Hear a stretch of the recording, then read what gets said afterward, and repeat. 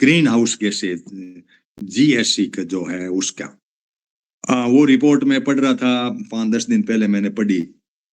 फिर तीसरे नंबर पे हमारी पोजीशन, चाइना फर्स्ट और अमेरिका सेकंड और भारत भी तीसरे नंबर पे है।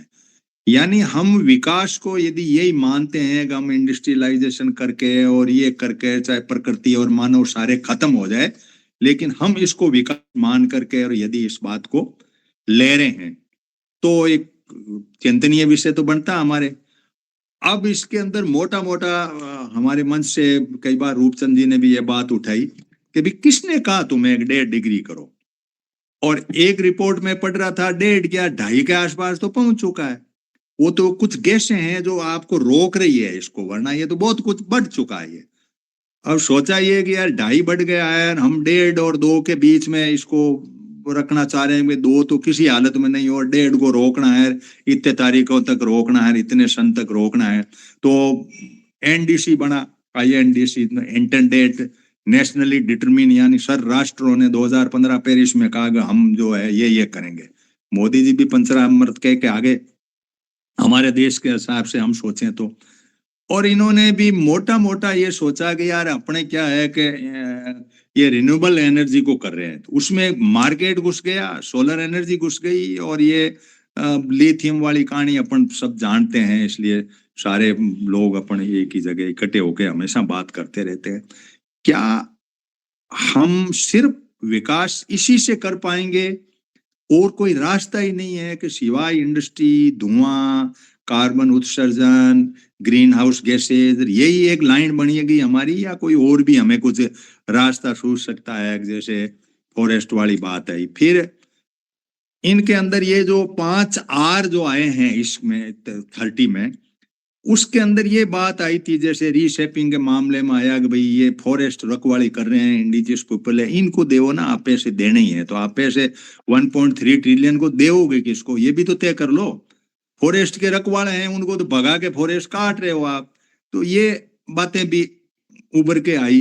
फिर किसान भी है, नाबार्ड के मार्फत क्या इनको देंगे, फिर देने का तरीका ही बिल्कुल अलग है इनका तरीका है, इसको पूरा तसल्ली से मैंने भेजा है इसकी, क्योंकि हरियाणा से हम शुरुआत करना चाह रहे हैं। फूल कुमार आए नहीं, वो कहीं बिजी हो सकते हैं, रूपचंद जी और सागर दारा मिलकर के, कि भाई हम इस बात पे एक लाइन बनाए कि जो फंड आ रहा है, अब पैसे दे करके कार्बन फेंकना है, ग्रीन हाउस कैसे फेंकना, दुनिया मरे नहीं मरे, मेरे जेब में पैसे, मैं तो धुआं फेंकूंगा, तू सूंघता रहे, ये कंसेप्ट तो है। लेकिन चलो उससे कुछ नया कुछ हो रहा हो तो कम से कम मरते मरते 2 रुपए तो आता है, करे 2 रुपए के लिए दुनिया भाग रही है, इससे ज्यादा कुछ लगा नहीं। अब किसने कहा कि तुम्हें 1.5 डिग्री करो, तो कर लिया। कुछ लोग ऐसे इकट्ठे हुए और उन्होंने कहा चलो यहाँ रोक लो इस पृथ्वी को, 15-14 के आसपास है, उसको 16-17 तक तो पहुंच चुकी है, लेकिन वो कई तो कह रहे हैं 4 डिग्री जा चुका है। वो तो वो कुछ गैसेज हैं जो एब्जॉर्ब करके उसको एस्टेब्लिश कर रही है। अब इन रिपोर्टों को सारी को यदि हम सम अप करें तो कैसे बढ़े, क्या करें, कोई व्यक्ति सोचने को तैयार नहीं है। किसी देश को ये नहीं सूझ रहा है कि नहीं हम तो विकास करेंगे, ये करेंगे, ये काम करेंगे। चल रहा है, रुकने का नाम नहीं। भारत उस प्रतियोगिता का हिस्सा है। डेवलपिंग कंट्री कह रहे भाई तुम फेंक रहे हो इसलिए हम भी फेंकेंगे धुआं, हम भी ग्रीन हाउस गैसेज डेवलप करेंगे। तो ये फेंक रहे हैं, ये बदमाश है, कोई गुंडागिर्दी कर रहा है तो आप भी करोगे, तो उसको ही आप मान रहे हो कि भाई इससे ही होगा, कोई और मॉडल नहीं है अपने पास में। तो इनको भी थोड़ा थोड़ा सा टच करेंगे। अब मैं क्यों मुख्य रूप से हमारे पास में रूपचंद जी है, इनको मैंने कहा भी है कि आपका पसंदीदा टॉपिक है, मनाराम जी डांगी और ये लोग कई सालों से इन बातों को उठा रहे हैं। तो मैंने कहा रूपचंद जी टॉपिक तो मंडे को ये हो रहा है, फिर इन्होंने कहा कि भाई एंड में करना इसको, तो एंड में मैंने कहा रिजल्ट देख लेंगे, पहले थोड़ा एक चिंतन खड़ा कर लें कि भाई ये लाइन ठीक ही है क्या, तुम इकट्ठे होके तालियां पीट के कोई 2 डॉक्यूमेंट पेश करके करते हो, पिछली बार भी किया, 100 बिलियन किया, 300 बिलियन तक की बात आई, पैसा किसने दिया किसने, अपने पास तो हिसाब है नहीं भाई, पब्लिक तो हिसाब करती नहीं, मानव सभ्यता है वो तो बेचारी पड़ी है, वो उनका जो भी ग्रीन हाउस गैसेज का उनका जो दुष्परिणाम उनको झेल रही है। प्रकृति तो वो अपने आप में चुप है ही, प्रकृति का तो इफेक्ट, साइड इफेक्ट अपने ऊपर पड़ ही रहा। तो ये जो कुछ भी हो रहा है ये इस पे सोच ही नहीं रहे, बड़े तूफान आ रहे हैं, वो आ रहे हैं, कोई किसी को मतलब करने को तैयार नहीं है। ऐसी जो स्थिति खड़ी हुई है हमारे सामने, इस स्थिति को हम किधर ले जाएं? तो मैं चाहूंगा कि रूपचंद जी आप इस टॉपिक को संभालें। आपको करीब 15-20 मिनट जो है दिए जाते हैं। मैंने कुछ सवाल आपके सामने खड़े किए हैं, उनको भी टच करें। हम क्या कर सकते हैं उसकी भी एक लाइन कर पाए, और हमारी जो भी कैपेसिटी के सिवाय हम ज्ञान ही फैलाएं उस पे भी करें। तो ओवर टू रूपचंद जी। सबको नमस्कार। मैं 15-20 मिनट नहीं लूंगा, मैं कुछ बातें आपके सामने मेन वो प्रपोजल रख देता हूँ, छोटा कुछ 2-3 वे आउट रख देता हूँ मैं। उसके फ्रेमवर्क में आप इस सबको सोचना कि पहली जो मीटिंग हुई थी वो हुई थी 1972 में, 1972 में, जहां पर साइंटिस्ट ने ये कहा कि पर्यावरण में कोई बिगाड़ हो रहा है। फिर 92 में ब्राजील में मीटिंग हुई रियो में कि अर्थ एक कॉमन लिविंग पॉइंट है और ये अर्थ का एक कम से कम इसको हमने इसका एनवायरनमेंट जो हम सबके लिए कॉमन है, इसको प्रोटेक्शन के लिए मेन लाजमी है। फिर मीटिंग हुई एक 97 में जापान में कोटो प्रोटोकॉल, जिसमें ये डिसाइड हो गया कि कुछ कंट्री ऐसे हैं जिन्होंने एनवायरमेंटल क्राइम किया है, मतलब जिन्होंने ग्रीन हाउस गैसें ज्यादा छोड़ी हैं, यानी कि जो विकसित कंट्री हैं, और कुछ देश ऐसे हैं जो अनविकसित हैं जिन्होंने एनवायरमेंटल क्राइम कम किया है। तो वहां पर साइंटिस्टों ने उनको ये बात मनवा दी कि जो क्लाइमेट क्रिमिनल हैं वो अपना क्राइम कम करें और वो थोड़ा सा नॉन क्रिमिनल जो है थोड़ा सा अपना और विकास कर लें। 2002 में एक जोन्सबर्ग में मीटिंग हुई जिसका रहा कि अर्थ के जितने रिसोर्सेज हैं उनकी एक सीमा है और रहोगे आप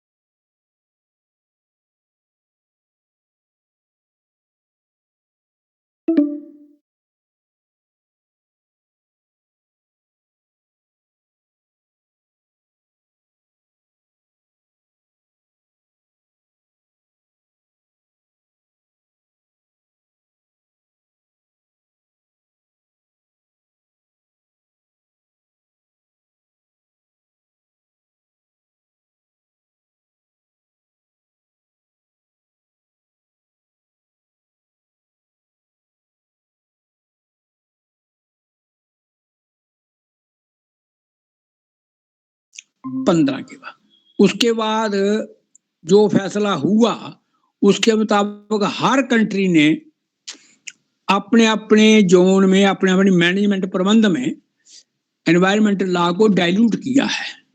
अब ये क्वेश्चन मैं इंडिया वालों से करता हूं, सब सुनने वालों को भी और अपने लिए भी, कि जब environment impact assessment law dilute हो गया 2020, उसके बताओ किसी किसान, किसी मजदूर, किसी सिटीजन ने प्रोटेस्ट किया हो ज्यादा है स्वाई प्रेस स्टेटमेंट देने के या एक मीटिंग करने के कॉन्फ्रेंस कर दी, गलती करती इन्होंने। अभी फॉरेस्ट एक्ट बदल गया है कि 100 किलोमीटर बॉर्डर से सेंट्रल गवर्नमेंट जो मर्जी करे। इको सेंसिटिव जोन जहां पर रोड बनाना बैन है वहां रेलवे ट्रैक ले जा रहे हैं जे, अपना Andaman Nicobar ecosystem zone है, वहां पर प्रोजेक्ट बना रहे हैं। सिर्फ खबर में आती है, इंग्लिश में छप गया, हिंदी वाले जय जयकार करें। तो जो माइंड सेट बना हुआ अपना, वो बना हुआ भाई साहब मनी और पावर के पीछे चल रहे हैं हम। जब मनी और पावर को हम अपना लाइफ मानते हैं, तो इसका मतलब ये होगा कि ऑक्सीजन आपकी लाइफ नहीं है, पानी आपकी लाइफ नहीं है, पॉइजन फ्री फूड, जहर मुक्त भोजन आपकी लाइफ नहीं है, इंसानी भाईचारा आपकी लाइफ नहीं है, एजुकेशन आपकी लाइफ नहीं है, और ये लिविंग टेम्परेचर जो गॉड गिफ्टेड है, ये आपकी लाइफ नहीं है, सनलाइट आपकी लाइफ नहीं है। आपका लाइफ तो मनी और पावर है। जब इस एंगल से चीजों को हम देखते हैं तो नजर आता है कि हम हेडिंग उस तरफ जा रहे हैं जिस तरफ हमें एक अंधेरी सुन की तरफ ले जा रहे हैं ये पॉलिटिशियंस। और ये साफ बात दर्शाती है इन पावर पॉलिटिक्स में है। उसकी 3 एग्जाम्पलें आपके सामने रख सकता हूं मैं, 3 एग्जाम्पलें कि यही इंडिया पीपल की कहीं भी वायलेशन हो उसके खिलाफ प्रोटेस्ट करता था कि कहाँ भी वायलेंस हो। और एक एग्जाम्पल है कि जहां पर एक हुआ था बॉम्बे में इंटरनेशनल ओलंपियाड मैथ और फिजिक्स पर, तो वहां कुछ साइंटिस्ट ने चिट्ठी लिख दी कि ये जो इजराइल वाले लड़के आएंगे ये जेनोसाइड करें, इसको मत आने दो।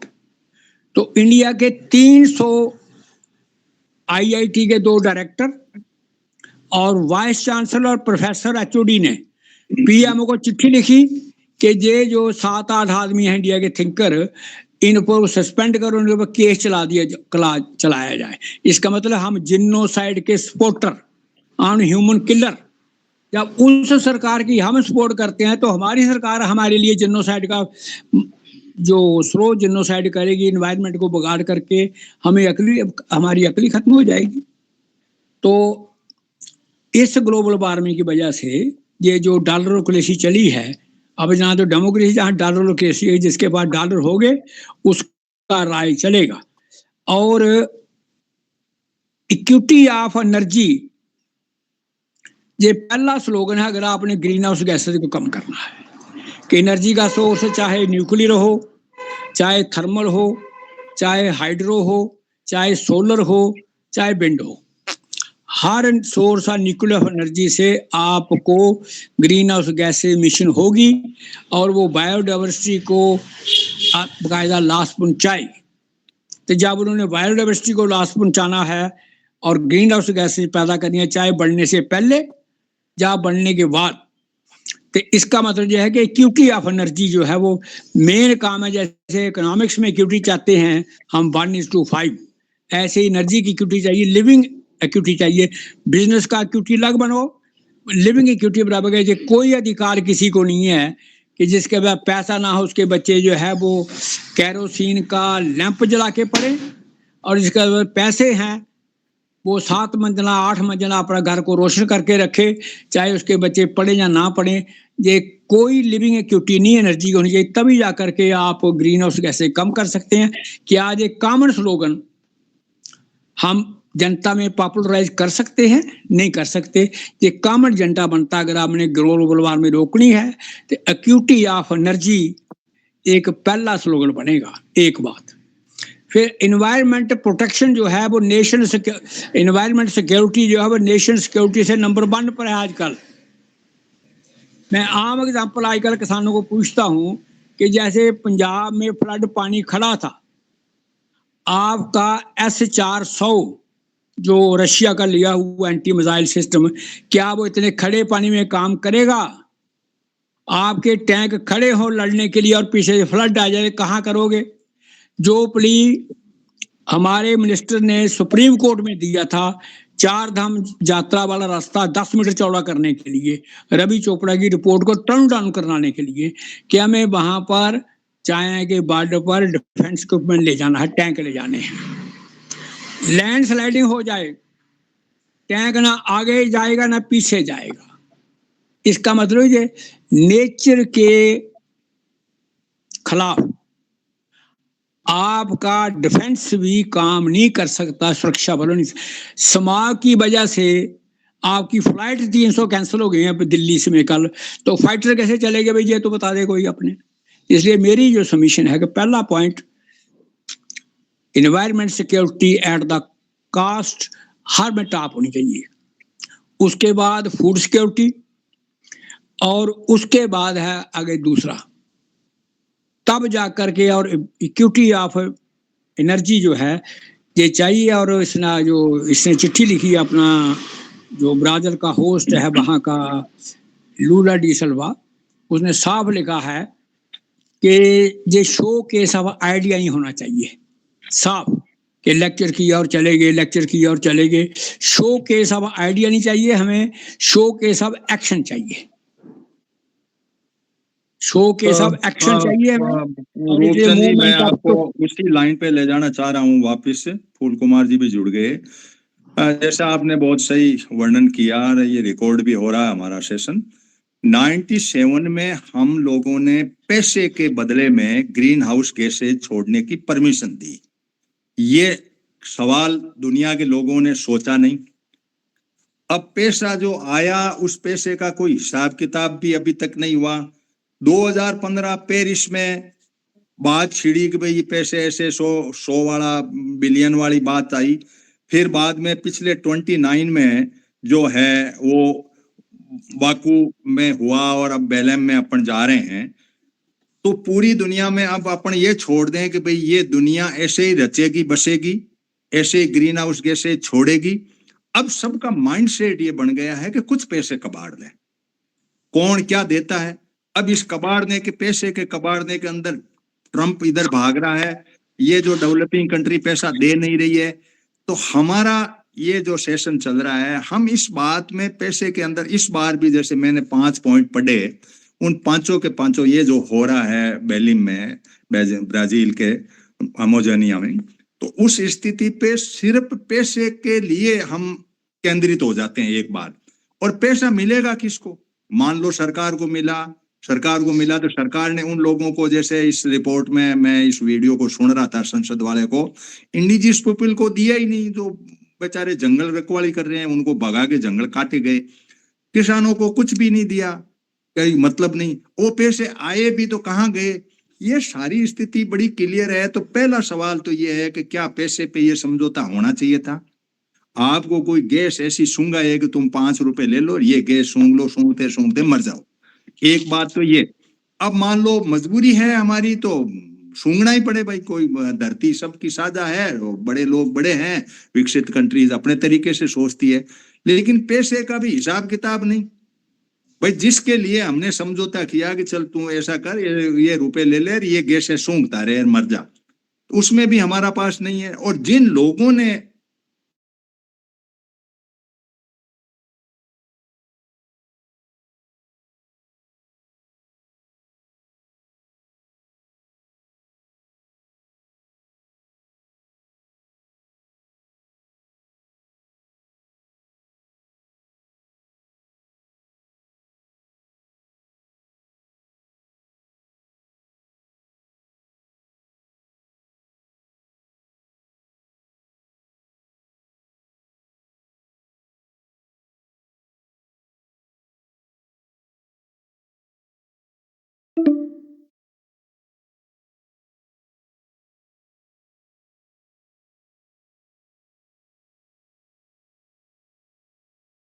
कंट्री की लिस्ट अलग बनी थी 21, 22 की, और जो नॉन क्रिमिनल थे उनकी अलग बनी थी।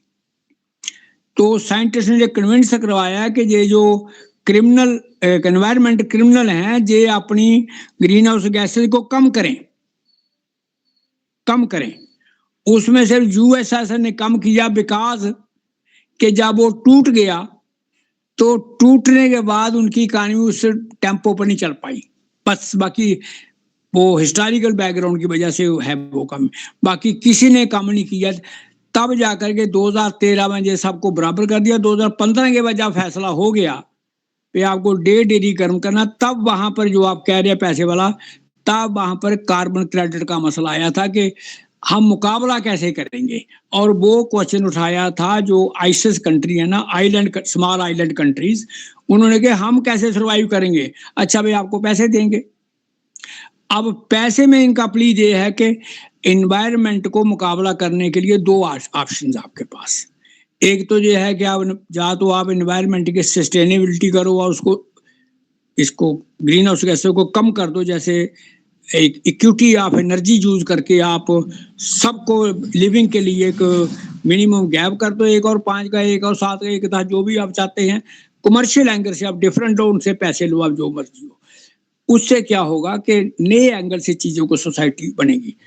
और ये सोल्यूशन ढूंढते हैं टेक्नोलॉजी में, नए बीजों में, नई टेक्नोलॉजी में, ड्रोन में, दूसरे में। जैसे अब जब हमने पैसे दिए किसी कंट्री को, ये लो आपका क्लाइमेट मिटिगेशन के फंड, और ये मशीनरी आपके लिए फायदेमंद रही, तो मशीनरी आपने हमसे खरीदनी है भाई।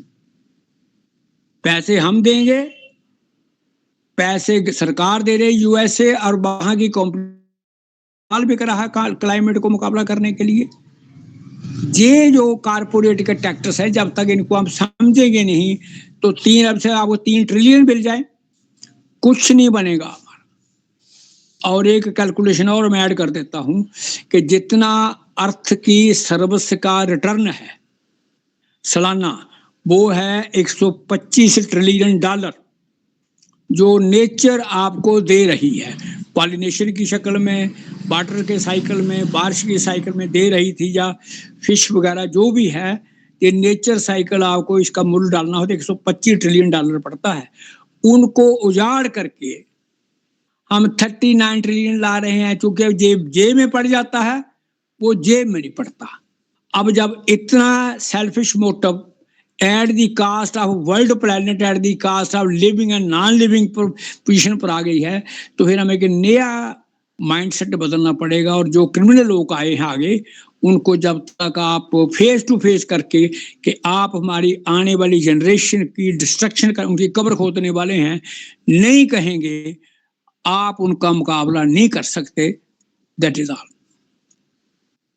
ठीक है, हम मनाराम जी भी आपके group nature human centric group से जुड़े हुए हैं। तो मनाराम जी, रूपचंद जी ने जो एक डायरेक्शन दी कि पैसे वाली बात है, कैसे हैं, क्या है, लेकिन मेरा इसमें एक सबमिशन है कि जो लोग अग्रणी है इस बात के लिए, ग्रीन हाउस गैसेज को रोकने में, उन लोगों के सिवाय ये पैसा खुर्द बुर्द होकर किधर जाएगा, क्या जाएगा, ये इसमें तय होता कि नहीं होता, इससे अपने ध्यान रखेंगे इस बैलेंस में कि भाई 1.3 ट्रिलियन दोगे तो लेगा कौन? किसान है एक तो, और एक फॉरेस्ट में रहने वाले लोग हैं, बाकी तो सारे इंडस्ट्री वाले तो कुछ न कुछ उसमें। अब आप कम करो, कम क्यों करो? करो ही मत, खोलो ही मत कोई दुकान फालतू की, करो ही मत, पैदा ही मत करो। इस धरती को सजानी है तो किसानों को आगे कर दो, और इनको फॉरेस्ट वाले जो भी हैं, आदिवासी है, इंडिजिनस पीपल है, इनको कर दो। अब इन पे पैसा खर्च नहीं हो करके और आप किसी और जगह पैसा खर्च हो, सोलर ले रहे हो या कुछ और इस तरह की व्यवस्था कर रहे हो, या जैसा रूपचंद जी ने कहा कि मेरी ये मशीन ले ले। और एक बात ऊपर के आई थी, मैं इसी वीडियो में सुन रहा था कि हम जब आपको लोन देंगे इन बातों के लिए, ये भी इसमें व्यवस्था की है, तो हम वापस डॉलर में लेंगे, तो हमारे तो गले की फांस हो गई, डॉलर हमारे तो रुपया 100 के पास पहुंच रहा। ये सारी बातें हैं। तो जिन लोगों के लिए पैसा है वो साइड में कोने में पड़े रहेंगे, जिनके पास आना चाहिए वहां नहीं आकर के, और अजीबो गरीब तरीके से ये सरकारें कर रही है। कॉर्पोरेट तो देगा, कॉर्पोरेट की टांग है, कॉर्पोरेट दुनिया चलाता है। मनाराम जी। सर, जो परिस्थिति है वो जो एक तो ये है कि लोगों की जागृति का सवाल है। जन जागृति इस मुद्दे पे, इस मुद्दे की गंभीरता पर कितनी है और कितनी संचित होकर के जो सरकारें हैं उन पर दबाव कितना डाल सकते हैं। जो फैसले होते हैं, इन फैसलों का जो क्रियान्वयन है, इम्प्लीमेंटेशन है, वो सरकारें ही करती है। और सरकारों की अपनी प्राथमिकताएं है, मतलब लोगों की कोई सुनने वाला नहीं। अब हमारे देश में सारा काम उल्टा हो रहा है ना, उसी तरह से पूरी दुनिया में उल्टा हो रहा है। जो बातें वहां तय करते हैं वो तो हवा हवाई हो जाती है, मतलब उनका कोई मतलब जमीन पे उतरती नहीं है हकीकत में। और थोड़ा बहुत प्रचार जरूर कर देते हैं ये, और वो जो पैसा आता है वो जमीन पे उतरता नहीं है। लोगों की चेतना का जो सवाल है, लोगों को भी, जैसे रूपचंद जी ने कहा, भाई लोग भी पैसे और सत्ता के पीछे ही हैं। तो जन जागृति का सवाल ये है कि भाई ये मुद्दा कितना गंभीर है और कितना नुकसान पहुंचा रहा है, और गरीब कमजोर लोगों को, किसानों को, मछुआरों को, आदिवासियों को, और जो आइलैंड कंट्रीज हैं उनको कितनी कितनी तबाही हो रही है और विस्थापन हो रहा लगातार। लगातार आंधी तूफान चल रहे हैं समुद्रों में, वो हम भी झेल रहे हैं, हमारे यहाँ भी बाढ़ें आ रही है, तूफान आ रहे हैं। तो कुल मिलाकर स्थिति ये है कि व्यापक जन चेतना का सवाल है और सरकारों पर, पूरी दुनिया की सरकारों पर दबाव बनाने का सवाल है। इस मुद्दे पे ही काम करने की जरूरत है। पैसे वैसे का भी इनका ये मुझे तो कोर्ट का मात्र लगता है, इससे ज्यादा कुछ नहीं। धन्यवाद। चलो ठीक है। अब पवार साहब, आप हिमालय की तलेटी में विराज रहे हैं और हिमालय का इस बार बहुत बड़ा नुकसान इस क्लाइमेट चेंज के, ग्लोबल वार्मिंग के कारण से हुआ। विकास के नाम पे जितने पुल पड़े वो सारे दरक गए और सारी सड़कें टूट टूटा के ठिकाने लग गई। चाहे वो उसको कोई भी नाम दें, भ्रष्टाचार के बाद क्लाइमेट का जो प्रभाव और दुष्प्रभाव पड़ा वो बड़ा टिपिकल वे में पड़ा। अब वहां सोनम वांगचुक ने थोड़ी सी मुद्दा उठाया, वो जेल में ठुक गया, वो पता नहीं कब जमानत होगी नहीं होगी, ये भी पता नहीं अपने को क्या है। जो भी एनवायरमेंट से लगे हुए लोग हैं, अपन जो भी बात उठाते हैं, क्योंकि मनाराम जी ने जैसा उठाया, प्रचार करें, प्रचार क्या करें, हमारे तो गला की फांस आए। इधर तो जिनको आए उनकी बंदरबाट अलग करे, उनको मिले ही नहीं तो हम भी क्या करें। स्थिति बड़ी नाजुक है। उस स्थिति के ऊपर हिमालय की तलहटी के लोग क्या सोचते हैं, आपको किधर बटना है। सेवन सिस्टर्स के अंदर एक इस तरह की बात अवेयरनेस के माइंडसेट से जाए कि भाई स्थिति बड़ी, सुवालाल जी भी जुड़े हुए हैं, मिजोरम में रह रहे हैं, वहां लोगों में क्या अवेयरनेस है, या यूं ही बस तूफान आंधी आती रहे और करती रहे, पैसे लोग सरकारें अपना लूटती रहे, उसके अंदर मिटिगेशन भी नहीं हो, और कोई लोन ले लिया तो उसको डॉलर में चुकाना भारी पड़ जाए।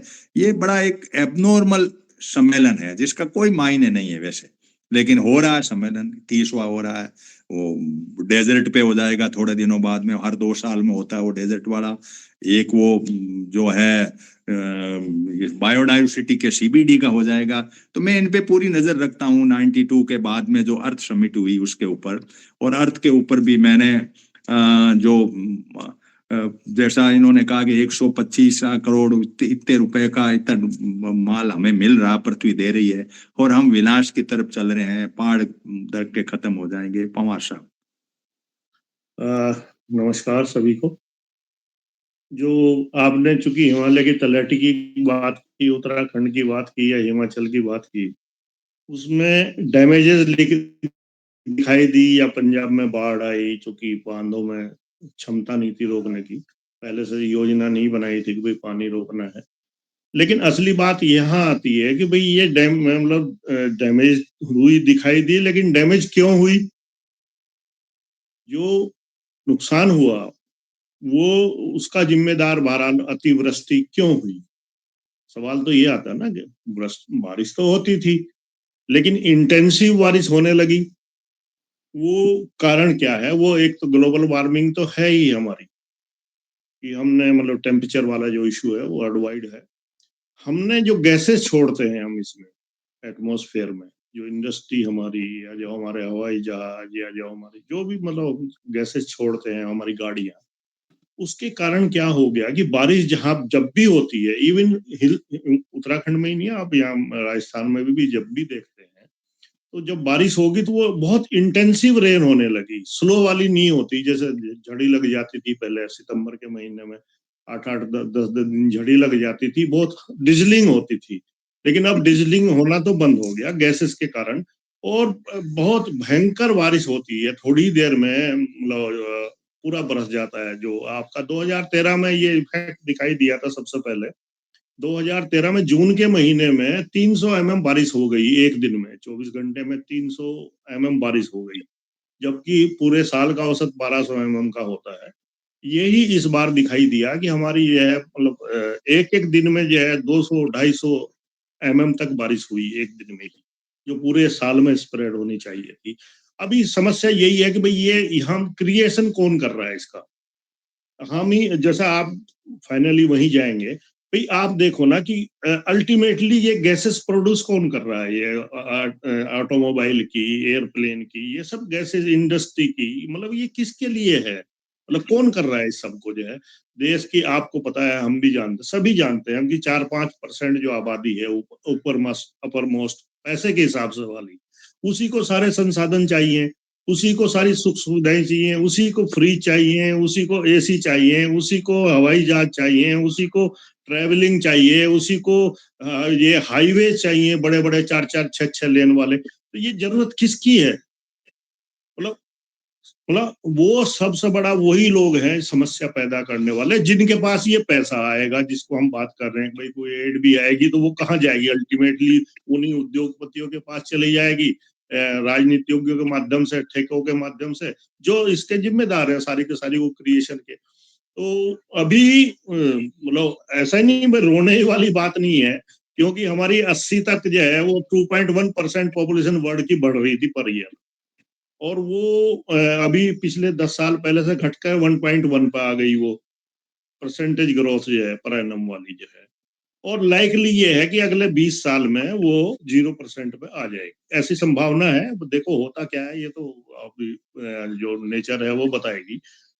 तो एक तो वो बैलेंसिंग होगा, दूसरी बात ये है कि अभी आप देखो, अभी दिल्ली में 400 AQI है आज ऑन डेट, आज भी कल का जो है, किसने किया पैदा? वो कहने को कह देंगे कि साहब पंजाब में पराली जलानी थी, जल गई, वो 10 दिन पहले जल गई, अब किसी का ध्यान नहीं कट रहा, सब जला जुलूदी जितनी जलानी थी।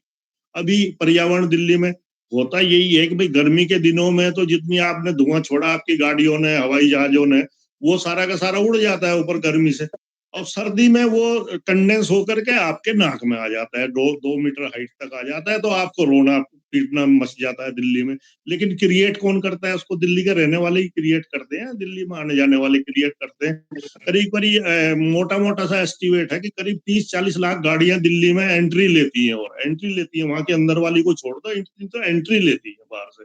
अब 30-40 लाख गाड़ियां वो पेट्रोल जलाती हैं, डीजल जलाती हैं, अब धुआं छोड़ती हैं, तो क्या होगा अल्टीमेटली? और किस लिए आती है? वहां कोई पैदा हो रही, कोई प्रोडक्शन हो रही है एग्रीकल्चर की? वहां पे क्या हो रहा है? वहां पे कोई इंडस्ट्री है दिल्ली में? मतलब आप अपनी सुख सुविधा के लिए कि आज मुझे मार्केटिंग करनी है, आज मुझे घूमना है, आज मुझे यहाँ जाना है, आज मुझे रिश्तेदार के यहाँ जाना है, आज मुझे उसके यहाँ जाना है। जितना ऑटोमोबाइल का यूज है उसमें 90% इंडिया में वेस्ट है। पिलग्रिमेज में जाना है, आपको यात्राएं निकालनी है, आपको मिलने जाना है, एक गाड़ी में एक चलेगा, गाड़ी की शोबाजी होगी। एक शादी में जो है 20 साल पहले उनको कार्ड देते थे कि चलो इस पर गाड़ी है, ये बारात में आ जाएगा तो मेरी शो बन जाएगी। आज जो है सबसे बड़ी समस्या ये है कि गाड़ी खड़ी कहाँ होंगी? घर में शादी, कोई करोड़पति भी अपने घर में शादी नहीं कर पाता, उसे भी जाकर के बैंक्वेट हॉल में उसमें बाहर करनी पड़ रही, क्योंकि गाड़ियां। तो अभी हम सब क्रिएटर हैं इसके। और जहां तक बात है कि मतलब इसका पॉजिटिव क्या है, पॉजिटिव जो है, मैं पहले भी उस दिन भी कह रहा था कि भाई जितनी हाइड्रो एनर्जी है हिमाचल में और उत्तराखंड में, उनके लिए इंटरनेशनल फंड आता है, क्योंकि वो पर्यावरण की रक्षा कर रहे हैं जनरेशन के लिए। मैं उल्टा बोल रहा हूँ जो है, लोग बाग ज्यादातर ये कहते हैं कि साहब बांध बनाने से वो पर्यावरण खराब होता है। मेरा दूसरा वो है इसमें कंक्लूजन, आपका अगर आप एरिया नहीं बढ़ाएंगे तो ये बढ़ती हुई पॉपुलेशन है, एग्रीकल्चर एरिया नहीं बढ़ाएंगे तो कैसे काम चलेगा? आप एग्रीकल्चर एरिया तो घटाते जा रहे हैं, बांध बना, उसमें बना दो सड़कें, हाईवे 4-4 बना दो। मेरे यहाँ जहाँ एक की जरूरत नहीं, वहां 6 हाईवे बन गए, बनते जा रहे हैं लगातार, क्योंकि अच्छा खासा मोटी खासी पैसा मिलता है उसमें, सबको सरकार को मिलता है, उस पर जाने में सब तो बेकार है। लेकिन असली ये है कि हम क्रिएट क्या कर रहे हैं। दूसरे ये है कि अगर हम थोड़ा बहुत पर्यावरण बचा सकते हैं तो वो वाटर मैनेजमेंट से ही बचता है। पानी का, अभी आपके राजस्थान में इंदिरा गांधी कैनाल निकली, उससे कोई नुकसान हुआ? उस एरिया में ग्रीनरी आई उसमें। और यही जरूरत है कि हम जो एरिया अगर नहीं बढ़ाएंगे एग्रीकल्चर का, और वो पानी से ही बढ़ता है, पानी का मैनेजमेंट करके ही हम उसको बढ़ा सकते हैं। और जहां तक हम ये कहते हैं कि साहब पर्यावरण खराब हो गया उत्तराखंड का, कहते हैं बहुत सही बात है, क्योंकि वो हाईवेज बनाना उतनी जरूरत नहीं थी, वो ऑल वेदर रोड बनाना और ये बनाना उतनी जरूरत नहीं थी। जो हमारे, हम पहले से ही रक्षा कर रहे हैं इसको, ऊपर वो टैंक भी लेकर नहीं आ सकते। यहाँ पे कोई तिब्बत के थ्रू टैंक लेके इंडिया में नहीं एंट्री ले सकता, ना वहाँ टैंक की जरूरत भी नहीं है। वहाँ जो कुछ वो वांगचुक कह रहे हैं वो सही कह रहे हैं कि भाई आप वहां तो रोक नहीं रहे, उनके साथ तो आपके दोस्ताना संबंध है, वो अपना कब्जा कर ले रहे हैं, लेक के ऊपर आधी कब्जा ली कंट्रोल उन्होंने कर दिया। हम भेड़ चुगाने जाते थे, वो भी बंद कर दिया हमारा।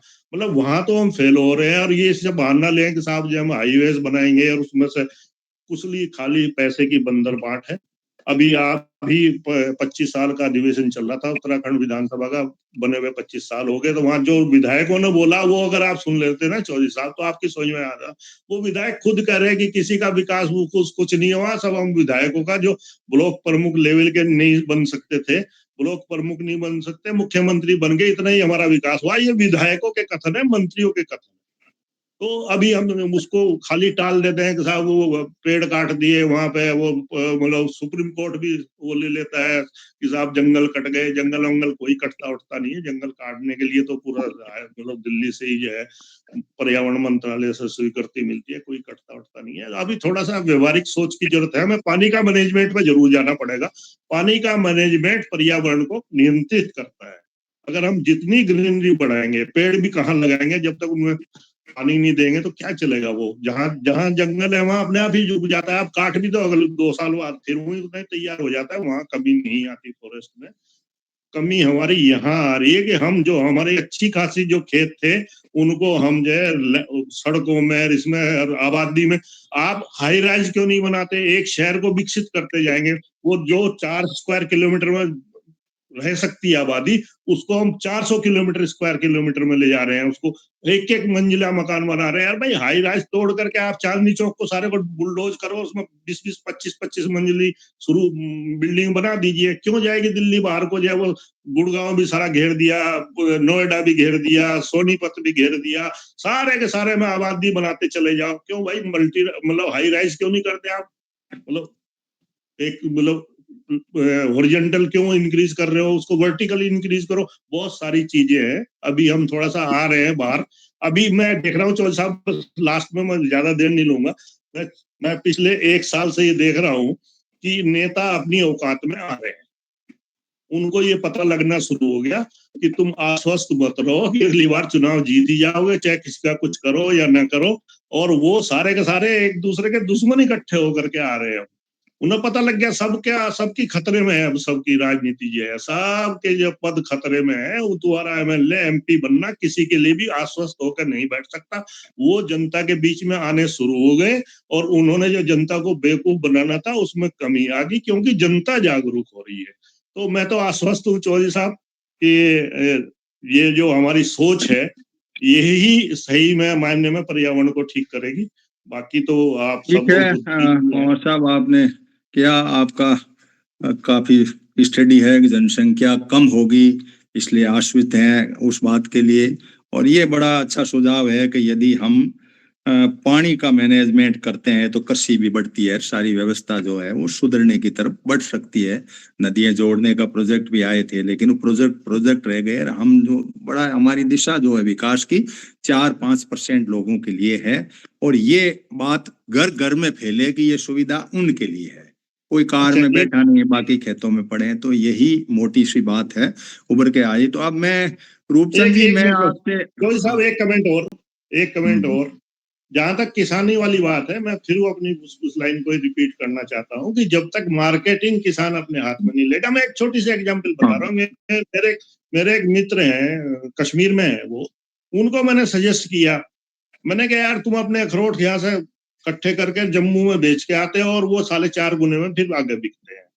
तुम ऐसा ना करो, आजकल ऑनलाइन शुरू कर दो। तो उसने ऑनलाइन ड्राई फ्रूट सेल करने शुरू कर दिए। 1 महीने पहले की बात कर रहा हूँ चौधरी साहब में। आपको ताज्जुब होगा, उसके पास इतने ऑर्डर इकट्ठे हो गए कि वो पूरे जिले में से सप्लाई इकट्ठी करके और सीधे भेज रहा है। और जिनको, जो कस्टमर को मिल रहा है, वो असली प्रोडक्ट जो है वो मतलब आधे दामों में मिल रहा है। जब तक मार्केटिंग प्रोड्यूसर के हाथ में नहीं आएगी, ये सब होता रहेगा। मेरा यही कहना है। ठीक है। हाँ, सुझाव के लिए धन्यवाद।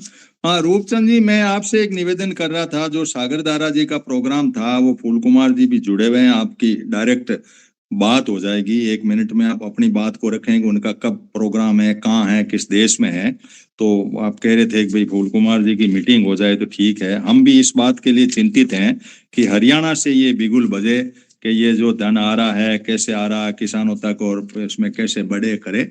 इसके लिए बढ़े तो हमारा एक पहला स्टेप यही है कि हमारा रीडिंग हो। तो रूपचंद जी आप माइक खोल के और ये अपना जो है फूल कुमार जी सुन ही रहे हैं, तो आप इसको थोड़ा कर लें।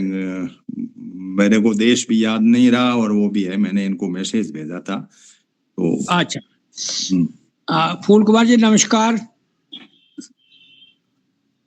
सर नमस्कार सर। अच्छा, वो मैंने अपने सागरदारा से बात की थी, तो वो कह रहे हैं कि 1 दिसंबर में आ रहे हैं जर्मनी में।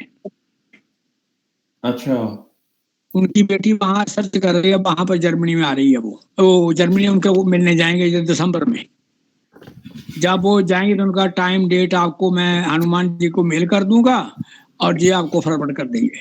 एक बात नहीं, फूल जर्मनी में कुमार जी का HSP में मेल अगर पता हो एड्रेस तो। आप है, नंबर दोनों ले लो ना, आपस में आपका कम्युनिकेशन होता रहे। वो कर लेते हैं। अच्छा, दूसरा जो बेस्ट अल्टरनेटिव ये है कि जहां जो आप नेटवर्क बना रहे हैं सोशली नीचे हरियाणा में, तो एक है कि अगर कहीं जब आप आओ जहां हरियाणा में, तब वो हरियाणा वाले अपने साइंटिस्ट अपने वो सागरदारा जी हरियाणा बुला ले जाएंगे, ताकि आपकी फुल टीम बैठ करके किसान उनके साथ बातचीत कर सके, सवाल जवाब कर सके, और वो ताकि सेटिस्फाई हो तो आगे बात चले। ओके, आज ये है 2 ऑप्शन। अच्छा, अब मैं आना चाहता हूँ जो लेटेस्ट प्रॉब्लम आपके सामने आ रही हैं, कि एक तो है कार्बन क्रेडिट का मसला, कि मैं कुछ ग्रीन हनुमान जी राइट है बोलने का, आगे नहीं। हाँ हाँ बोलिए बोलिए आप, अच्छा। ये क्लियर कर लीजिए। ये फ्रांस में बैठे जुड़े हैं, हम एक मिशनरी काम कर रहे हैं, तो मिशन को आगे बढ़ाने के लिए इस पे अपना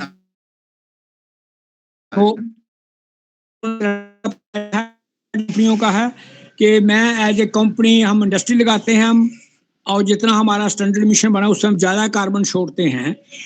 तो हनुमान जी को हम ये कहते हैं कि आप जंगल लगाओ और हम आपको इतना पैसे देंगे ताकि हमारा कार्बन जो है वो हनुमान जी का जो फॉरेस्ट्री है वो उसको शो कर देगी।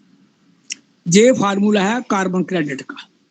एक है कार्बन सिक्वेस्ट्रेशन, कार्बन सोकिंग, के जो किसान एग्रीकल्चर करता है उसका ग्रोथ तो कार्बन डाइऑक्साइड हवा से लेके करता है, और इसमें 2 काम है कि एक तो वो हवा साफ कर प्राण वायु दाता बन गया, और एक अन्नदाता भी है। इसको क्यों नहीं उसका अवार्ड दिया जाए।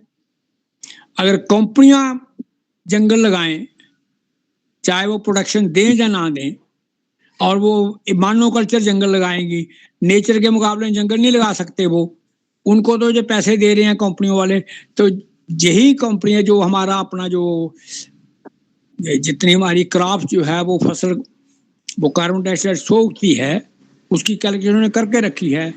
वो पैसे हमारे किसानों को पर हेक्टर के हिसाब से सालाना हर फसल पर, या साल के बाद 2 फसलों का, या 3 फसलों के बाद, जैसा भी उनको हो 6 महीने या साल के बाद उनको दिया जाए, ये हमारी मांग है। एक यूरोप वालों ने मॉडल इश्यू किया जिसको अच्छी तरह जानते होंगे, वो है कार्बन बॉर्डर एडजस्टमेंट मैकेनिज्म, कि जो बाहर से सामान आएगा बनके उसमें अगर कार्बन का उत्सर्जन स्टैंडर्ड से ज्यादा है तो उसको वहां पर कार्बन टैक्स लगेगा, और वो चीज जो है वो वहां यूरोपियन यूनियन में महंगी बिकेगी। वो अगले साल के पता नहीं कब लागू हो जाएगा। तो कहने का मेरा मतलब कि इसमें जो अंडर डेवलप कंट्री जो उनकी टेक्नोलॉजी बैकवर्ड है वगैरह वगैरह, वो सब चलाते हैं कि हमारा माल तो वहां जाएगा नहीं। तो कार्बन के रेगुलेट करने के 3 बड़े मेजर हैं इस वक्त जो वर्ल्ड में चल रहे हैं, और अब अपने सामने 2 रास्ते बचे हैं सिर्फ। एक तो ये है कि अल्ट्रा फैसिलिटीज के साथ बड़ी खूब ज्यादा सूरत लेते हुए अपना वो जीवन जिए जिसमें प्राण जान लेवा, कि जान चली जाए मगर सूरतें अपनी नहीं छोड़ेंगे, चाहे वो एआई की मिशन हो, एआई की एनर्जी हो, बायोडाइवर्सिटी खत्म हो जाए, अपनी जान चली जाए मगर अपनी जो सहूलतें हैं ना, 8 मंजिला मकान, 27 मंजिला मकान, हेलीकॉप्टर, वो नहीं छोड़ेंगे। एक ऑप्शन तो ये है। दूसरा वो बनता स्टैंडर्ड जो बहुत सारे साइंटिस्टों ने और खासकर फ्रांस के प्रेसिडेंट ने कहा भी था कि मिनिमम एक दुनिया की पॉपुलेशन उसके मुताबिक कि वो एसी रूम छोटा सा और एक टीवी वगैरह मैकेनिज्म से सारा मिल सकता है वगैरह कन्वेंस के साथ, तो मिनिमम के साथ मिनिमम सहूलतों के साथ जान प्राण जीवनदायक माहौल हो। अब ये दो ऑप्शन हमारे सामने कि अति सहूलतें चाहिए हमें और पर्यावरण को खराब करके अपने प्राण दे दें, या लिमिटेड सहूलतें चाहिए, लिमिटेड जिसमें जीवन चले और जीवनदायक माहौल चाहिए। ये फैसला सारी वर्ल्ड ह्यूमन कम्युनिटी ने करना है। अगर हम पहले ट्रैक पर चलते हैं तो बात वहां जाएगी जहां कारपोरेट हमें ले जा रहा है। अगर दूसरे ट्रैक पर लाते हैं तो बात वहां जाएगी जहां हम चाहते हैं कि सहूलतें चाहे लिमिटेड हो जाएं, मगर ये है कि माहौल जो है वो जीवनदायक रहेगा, उसमें बायोडाइवर्सिटी सब कुछ कंट्रोल रहेगी। और वो तब है अगर मेन फंडामेंटल हम कुछ नए स्लोगन जो है वो लाएं सरफेस पे और नए स्लोगन को पॉपुलराइज करें और उनके आधार पर जाकर के मूवमेंट बने। और वो मूवमेंट करंटली जहां वो उसके जो लोकल प्रबंधक हैं कैपिटल के, जैसे इंडिया का कैपिटल का जो मैनेजमेंट कर रहा है वो जहां की सरकार कर रही है। ट्रंप तो आगे कर नहीं रहा, ट्रंप कैपिटल का मैनेजमेंट कर रहा है यूएसए के अंदर। इसलिए जो कैपिटल का मैनेजर है और उनके मैनेजर के लॉ बनाने वाले हैं, उनके साथ फेस टू फेस आपकी कुश्ती होनी चाहिए विचार के तौर पर, थॉट पर, तब जाके बात आगे बढ़ी, नहीं तो मुमकिन है। धन्यवाद। चलो ठीक है रूपचंद जी, आपका डायरेक्ट आपका बात हो गई। और सागर धारा जी, एक बार फूल कुमार जी हमारे मंच पे ही है, इस यूट्यूब पे पड़ा होगा मेरा, तो ये बात भी उभर करके आई कि भाई भारत की जनसंख्या इतनी है, भारत के जितने आदमी हैं वो कार्बन फेंक रहे हैं तो इंजन की तरह काम कर रहे हैं, तो सारे इंजन हैं अपने आप में। भारत की गाय जो मीथेन गैस फेंक रही है, तो ये यूरोपियन और डेवलप्ड कंट्री के फंडे भी हैं। वो कह रहे हैं कि हमारे से ये आप टेक्नोलॉजी या ये गाय का चारा ये ले लो, तो ये कई तरह की प्रॉब्लम्स हमारे सामने आएगी। लेकिन हरियाणा इसका केंद्र बिंदु बन सकता है और हरियाणा के अंदर आपकी उज्मा ग्रुप को आगे होकर के इन सब को समेट करके जितने भी एनवायरमेंट से जुड़े हुए लोग हैं उनको वर्ल्ड लेवल पे, तो हम अब कल से इनकी COP30 शुरू हो रहा है, इस पे नजर रखेंगे और 10-11 दिन जो भी चलता है इसकी एक एक लाइन को हम टच करेंगे कि आखिर ये कर क्या रहे हैं, ट्रंप कहाँ जाएगा, कौन देश के लोग आएंगे, कितने लोग इसमें हिस्सा लेंगे तो क्या अपना विजन रखेंगे। INDC का डॉक्यूमेंट 2015 में दिया तो उस पर अमल क्यों नहीं हुआ, ये बातें हम जो भी जो सोशलिस्ट हैं, एनवायरमेंट से जुड़े हुए लोग हैं, वो हम लेंगे। अब मैं वीरेश जी आपको ले लूं। बाढ़ आती है, आप वहां यूपी में नदियां जुड़ नहीं पा रही है, सरकार की कमजोरी है, सरकार की मंशाएं कुछ अपने आप में अलग है, सड़कें बनाना, वो बनाना, हाईवे बनाना, हवाई जहाज बनाना, वंदे भारत रेलें चलाना, बिल्कुल जो विजन है सरकार का वो बिल्कुल ही एंटी ह्यूमन कह सकते हैं, पर्यावरण को खत्म करने वाला विजन है। और ये सा इनको ये लोग यूं ही कहते रहते हैं, हड़तालें करते रहते हैं, करते रहते हैं, क्योंकि लोगों की हमारे अवेयरनेस नहीं है। वो यूं सोचते हैं कि ये ऐसे ही धरती रहेगी, जब बाढ़ आती है और आती है तो थोड़ा सा चिंतन बनता है कि हाँ कुछ गड़बड़ है। और जब हिमालय दरका तो हिमालय वालों को पता लगा, बिहार और इधर आपके यूपी में बाढ़ आई तब पता लगा कि क्या स्थिति है। वीरेश जी नमस्कार जी। देखिए, आपने बिल्कुल समसामयिक चुना है। कल से शुरू हो रहा है COP30 और COP29 के इसमें होगी, COP30 के बारे में आगे चर्चा भी होगी। समय बिल्कुल क्रिटिकल है, आपने सही मुद्दा चुना। अवेयरनेस होना बहुत जरूरी है और अवेयरनेस ना होना ही सबसे बड़ी खामी है। देखिए, जो अभी शुरुआत में कही थी, शुरुआत के जो वक्ता थे उन्होंने शायद रूपचंद जी ने वो मसला उठाया था कि कुछ छोटी सी परसेंटेज लोग, 10-15% लोगों के लिए सारा डेवलपमेंट है और उन लोगों ने अपने बचाव के तरीके भी कर दिए। भाई उनके पास बंकर्स भी हैं, उनके पास सैटेलाइट भी हैं और सैटेलाइट पे ऊपर इनके पास अंतरिक्ष में रहने के जुगाड़ भी हैं, वहाँ तक जाने के तरीके भी उन्होंने खोज लिए, तो उन्होंने तो अपने आप को सिक्योर कर लिया। और जो आप 80% पब्लिक हैं। आपके लिए सारी जितने भी क्राइसिस हैं, चाहे टूटने वाला क्राइसिस हो, चाहे वन काटने वाला क्राइसिस हो, यानी ऑल क्राइसिस फॉर यू, सब उनके लिए हैं और जितनी खोज है वो सब उनके लिए हैं। तो चिंतन आपको करना है और आपके पास माध्यम अभी बताया था, अभी जो पवार साहब हैं वो कह भी रहे थे कि जो जनप्रतिनिधि हमारे हैं वो समझने लगे चीजों को और उनको हमें और गहराई से जब हम समझा देंगे तो वो उनका गला पकड़ने के लिए तैयार हो जाएंगे। यानी हमारे पास जो गला पकड़ने का तरीका है वो केवल जनप्रतिनिधि हैं। समस्याओं से तो हम सारियों से अवगत हैं। हम जल प्रबंधन नहीं है, ये भी चर्चा आई है बीच में, उन्होंने बताया विस्तार से कि जल प्रबंधन ना होना बहुत बड़ी कमी है और बहुत ही बड़ी कमी है। इसके कारण से ना तो हम आगे अपने कृषि उत्पादन कर पाएंगे और ना हम अपने प्लेनेट को बचा पाएंगे। टेम्परेचर भी बढ़ेगा। आपने बताया कि 4% तक बढ़ चुका, वो सच्चाई भी है। ये भले ही 1.5% दिखाना चाह रहे हूँ, 1.5% की परमिशन ले रहे हूँ, लेकिन सच्चाई ये है कि 4% है। और वही कारण है कि जो इंटेंसिटी है बारिश की वो बहुत ज़्यादा होती है कई बार, कि 300-300 mm अभी जो ये बारिश हुई है, 300-300 mm बारिश एक शहर में हुई है, वो बहुत बड़ी चिंता का विषय है। दिल्ली में भूकंप आते हैं, हर 15 दिन पे, एक महीने में भूकंप आ है दिल्ली जैसे शहर में।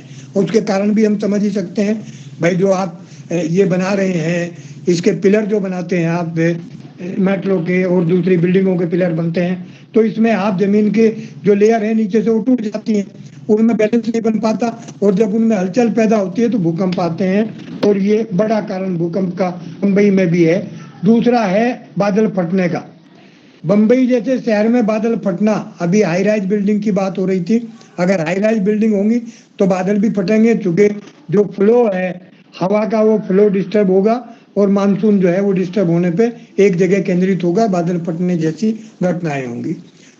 तो ये परिवर्तन तो बहुत भारी है और इस परिवर्तन के विरुद्ध जागृति बेहद जरूरी है। जागृति कैसे हो, ये तरीका जो हम आप कर रहे हैं यही एक तरीका अभी तो है। इसमें जितने सिविल सोसाइटी जितनी ज़्यादा सक्रिय हम कर पाएंगे, जितनी हो पाएंगी उतना बढ़िया रहेगा।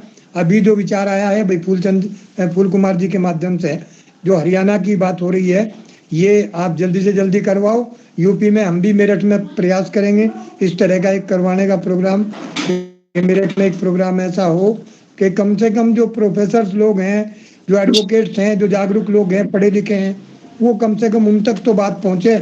इस बात को आगे कम्युनिकेट करना बहुत जरूरी है और कम्युनिकेशन जितना ज़्यादा होगा, अवेयरनेस उतनी ज़्यादा बढ़ेगी। अवेयरनेस के जरिए ही हम इसमें कुछ पार पा सकते हैं, ये मेरा कहना है। आपका शायद कोई सवाल है, आप पूछ सकते हैं। धन्यवाद विदेश जी। अब मैं फूल कुमार जी आपके पास जाऊं उसके पहले मैं टिप्पणी कर लूं कि अब की बार का जो 30 है, COP30, उसमें 5R का इन्होंने घोषणाएं की है या प्रेस कॉन्फ्रेंस की है। रीप्लेनिशिंग यानी भरपाई कैसे करेंगे, यानी फंड के ऊपर केंद्रित करेंगे ये 1.3 ट्रिलियन के ऊपर। रीबैलेंसिंग, रीचैनलाइजिंग और रीवैम्पिंग, इसको दुरुस्त कैसे करेंगे, और रीशेपिंग, इनके ऊपर इनका फोकस रहेगा। क्या बात करते हैं, कैसे करते हैं, हम सब उसको नजर रखेंगे इन बातों के ऊपर रखते हुए। और आगे का अंदर हम चाह रहे हैं कि एक ऐसा ग्रुप जो किसानों से जुड़ा हुआ ग्रुप हो और इसके साथ आदिवासियों को भी अटैच कर लिया जाए, इनका भी कोई अच्छा सा कोई हो।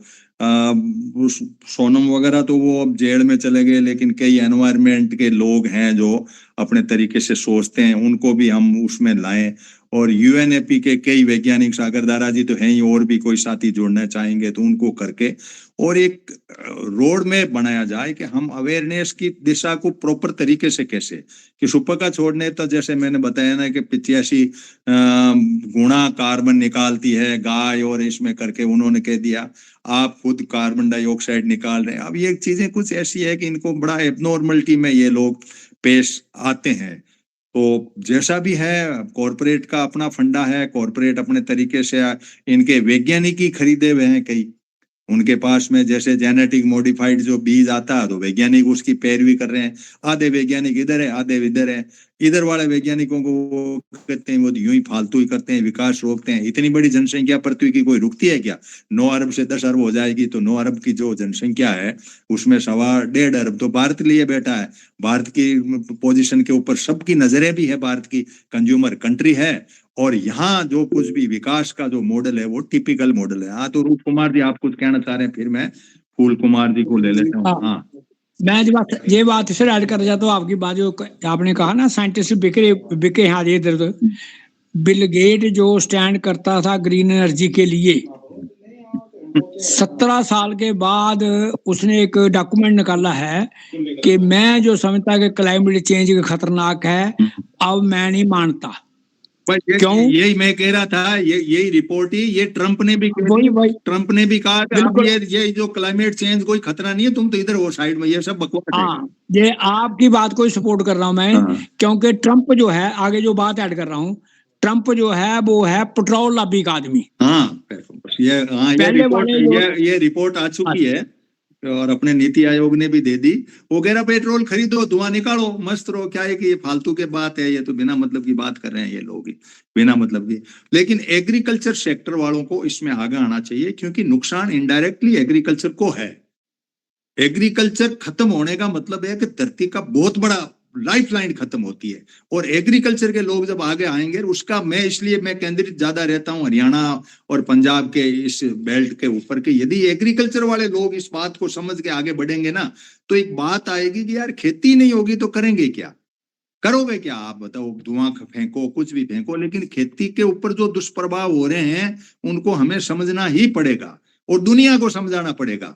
भारत एक ऐसा कंट्री है कि इसकी पॉपुलेशन के हिसाब से, इसलिए एग्रीकल्चर के लोगों को आगे आना ही पड़ेगा। इसके सिवाय कोई विकल्प नहीं दिखता एग्रीकल्चर के सिवाय। क्योंकि हम ये सीधी सादी बात करें तो वैज्ञानिकों का पुष्टि मार देते हैं। इसको तेल बेचना ट्रम्प को, इसने कह दिया तू रूस का मत ले, मेरे वाला ले, 25% महंगा दूं तो भी ले, कि ये फालतू की बात है, ये कुछ नहीं होता, इसे धुआं फेंकते रहो, तुम तो कार्बन उत्सर्जन करते रहो, कोई लेना देना नहीं है। अब इनके साथ ये मिल गए, जो आदमी उधर थे पहले बाइडेन के टाइम, वो सब इधर कहते कि नहीं कुछ फालतू बात थी।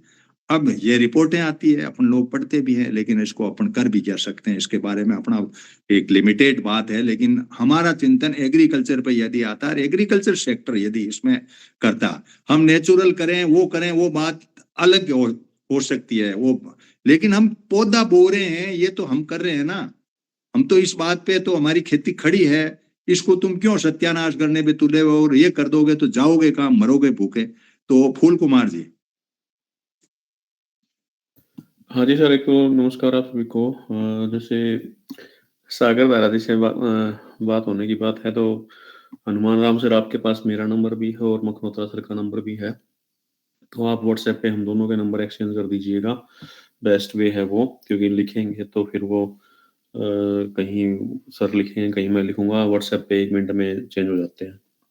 दूसरा ये है कि क्लाइमेट चेंज का बाकी तो मुझे पता नहीं, लेकिन अब की बार फ्रांस में एक बड़ी स्ट्रेंज चीज हमें देखने को मिल रही है।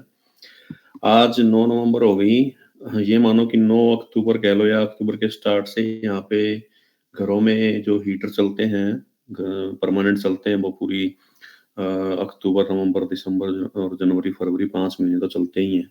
कई बार मार्च भी पूरा निकल जाता है।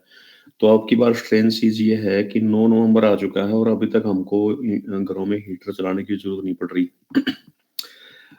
नहीं तो इस टाइम पे बिना हीटर के हमारा काम चलता नहीं था, बल्कि घर के अंदर भी हम सिंपल रजाई भी नहीं, सिंपल चद्दर कह लो, खेस जो होते हैं हमारे टिपिकल, वो ओढ़ के ही सो रहे हैं। इतनी ही ठंड हुई है। अब ये क्यों है इस बार ऐसा, पता नहीं। मेरे ख्याल से 4-5 साल बाद फिर से हुआ है ये, लेकिन अब की बार हो रहा है। और कम से कम ये मानो आज 9 है ना, 9 नवंबर, कम से कम 20 नवंबर से पहले तो हीटर चलाने की नौबत आने वाली भी नहीं है, जो आगे का फोरकास्ट है। अब ये क्यों है, आप लोगों की एक्सपर्ट व्यूज के लिए छोड़ता हूँ इस बात को। दूसरा जो बात है कि हरियाणा में जो किसान यूनियन है या जो भी अपने खाप चौधरियों में जो एक्टिवली इन चीजों में इन्वॉल्व हैं, हाँ बिल्कुल उनके साथ एक ग्रुप बना के इसके ऊपर काम हो जाएगा शुरू। और अभी बल्कि हमने जो आजकल आपने एक चीज नोट कर रहे होंगे, हरियाणा में जगह जगह जो ये सरकार धान खरीद में जो गड़बड़ करती है, उसके ऊपर जो पूरा कंसेप्ट है, जो मिलर्स होते हैं, जो राइस मिलर होते हैं, वो जो ड्रामा करते हैं और उनके साथ जो नेक्सस पूरा होता है, आप सोशल मीडिया पे हो सकता है अगर ऐसे ग्रुप आप लोगों ने ज्वाइन कर रखे हैं किसान यूनियन वाले, तो ऐसी न्यूज़ आपको देखने को मिल रही होंगी। जगह-जगह एफआईआर और जगह-जगह उनके भंडाफोड़ हो रहे हैं। तो वो उसका सारा हमने क्या किया, जैसे अपने डॉक्टर हैं अनिल और मैं हूँ, हमने अपनी जो तरूणी यूनियन है उनके साथ बात करके उनको ये पूरा नेक्सस समझाया और फिर उनको बताया कि इसमें अकेले मिलर नहीं है, मिलर के ऊपर भी बहुत कुछ है। तो अब वो जो एक्सपोज हो रहे हैं वो इस एक अवेयरनेस की भी इसमें कंट्रीब्यूशन है जिसके चलते ये हो रहा है। और हमने उनको ये बोला कि सिर्फ 1-2 जगह वो मत करो, फोकस मत करो कि भाई धान का एरिया अगर मान लो हरियाणा में अगर बात करो तो सब मेजोरिटी जो बेल्ट है करनाल, कैथल, कुरुक्षेत्र या अम्बाड़ा साइड की है। नहीं, मंडी चाहे फरीदाबाद की है क्योंकि धान वहां भी आ रही है। फरीदाबाद में अगर खुद के एरिया में भी है धान वहां, लेकिन कम है तो उधर यूपी साइड से आ रही है और मिलर वहां पे भी यही गड़बड़ कर रहे हैं। इधर जींद से लेकर के हिसार तक भी कर रहे हैं। तो वो लोग अब पूरे हरियाणा में फैले हुए हैं, पूरे हरियाणा में इनको एक्सपोज कर रहे हैं ये। और अब जो फोकस है हमारा अपना वो कार्बन क्रेडिट पे है ही, जिसकी आप लोग बात कर रहे हो, तो ये बहुत अच्छा हो जाएगा। सागर दारा जी का प्रोग्राम बिल्कुल किया जा सकता है और जैसे आप लोग चाह रहे हो उस तरीके से चीजें आगे बढ़ जाएंगी। मैं जैसे ही अभी सर ने बताया कि वो इधर आने वाले हैं जर्मनी, कौन से सिटी में आएंगे, कब आएंगे। हालांकि मैं इधर फ्रांस में हूँ तो देखना पड़ेगा कितना दूर रहेगा, कैसे रहेगा। जैसे कि आपने ऑडियो में भी कहा था कि या तो फेस टू फेस मिलना हो जाएगा या फिर ऑनलाइन मीटिंग हो जाएगी उनसे। जैसे भी होगा वो मैं देख लूंगा, उनको हो सकता है मैं यहाँ बुला भी लूँ, मेरे ही पास बुला लूँ।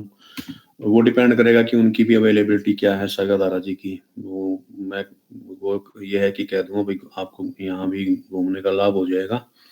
अगर वो आ सकेंगे तो उनको मैं यहाँ पे भी बुला लूंगा, और नहीं तो मेरा बन पड़ेगा तो मैं भी चला जाऊंगा। क्योंकि 100-200 किलोमीटर की रेंज से बाहर अगर जाना होता है तो फिर आपको एक पूरा डे ऑफ करना पड़ता है और यूनिवर्सिटी में फिर उसके लिए आपको एडवांस में रिक्वेस्ट देनी होती है, ऑन द स्पॉट होता भी नहीं है। तो वो अगर छुट्टी मिलेगी उसके हिसाब से वो सिनेरियो बनेगा, क्या बनेगा, कितने दिन के वो हैं और कब तक हैं, छुट्टी का सीन बनेगा या कैसे बनेगा। जैसा भी होगा पॉसिबल उनके साथ उस तरीके से मीटिंग बिल्कुल करूँगा, मैं हैप्पीली करूँगा और हो जाएगा वो, कोई बात नहीं। इसके अलावा तो फिर जैसे सर ने अपने सर हैं, क्या नाम अभी बोल रहे थे, 1 मिनट शायद कॉल में ही है, हाँ अपने पवार सर बोल रहे थे भाई वर्टिकल एक्सपेंशन क्यों नहीं कर रहे। मैं तो बल्कि सर की बात को हॉरिजॉन्टल पॉइंट पे तो सपोर्ट कर ही रहा हूँ कि हॉरिजॉन्टल क्यों एक्सपेंड हो रहा है मामला, लेकिन मैं तो ये कह रहा हूँ वर्टिकल भी यहाँ क्यों हो रहा है सारा कंसंट्रेशन। मतलब कल को इस पूरे एरिया को पॉपुलेशन बम बनाओगे क्या यहाँ पे? मतलब दिल्ली के ही चारों तरफ उधर से बागपत से लेकर के बड़ौद मेरठ तक फैल गए हैं, गाजियाबाद नोएडा तो कब कदेगा